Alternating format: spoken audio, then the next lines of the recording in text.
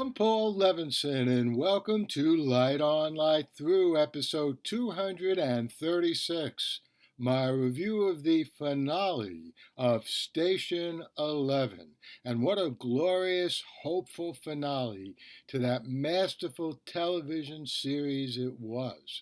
An ending so uplifting in a story of humanity beset by a virus that kills off 99% of the population, so uplifting a story that it could serve as a beacon of hope, a map to a better world in our own world, of course, also beset by a deadly virus, but far less lethal than the deadly flu in Station 11. And there were so many wonderful parts of this finale. Kirsten and Jivan hugging near the end.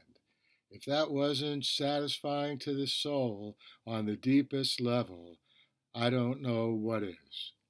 Tyler, aka the Prophet, telling his mother to join him.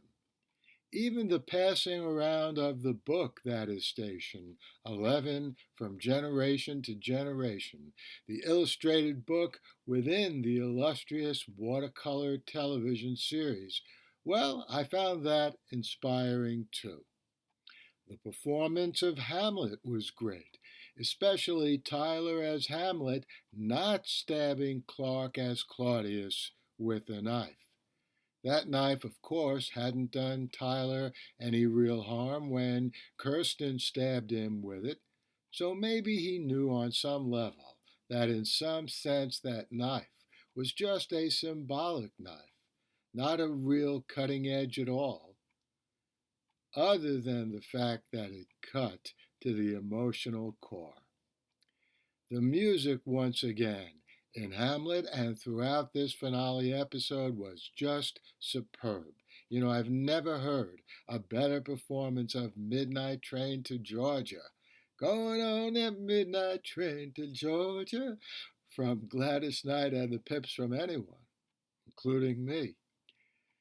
That's Georgia, the state which has become a symbol and a beacon, to use those words again, in our own democracy, in our own off-screen world. So big plaudits to Dan Romer for the music. Accolades to the brilliant acting of Mackenzie Davis as Kirsten and Matilda Lawler as her younger self, and Himish Patel as Jivan at all ages. In fact, every scene was boosted to admirable heights by the performances of everyone. I think that Station 11 has redefined the presentation and staging of a post-apocalyptic story.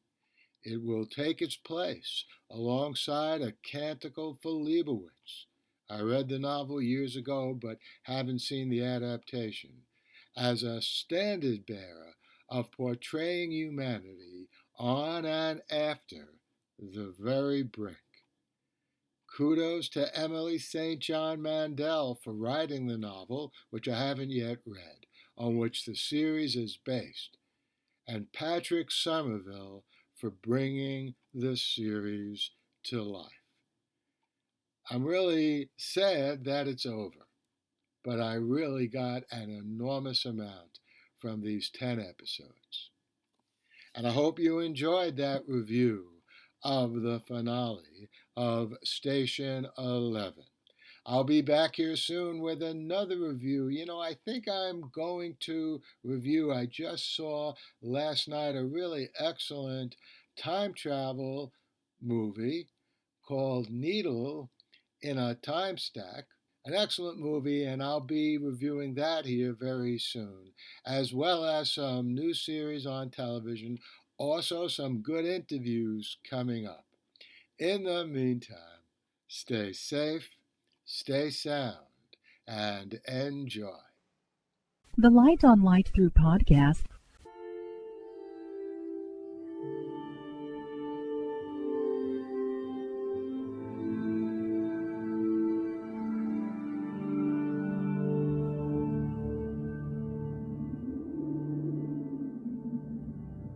Athens, 2042 AD. She ripped the paper in half, then ripped the halves, then ripped what was left again into bits and pieces of history that could have been.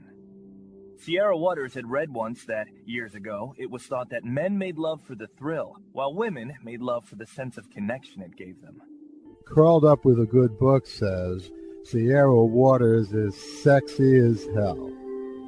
You can find out more about The Plot to Save Socrates by Paul Levinson at theplottoSaveSocrates.com.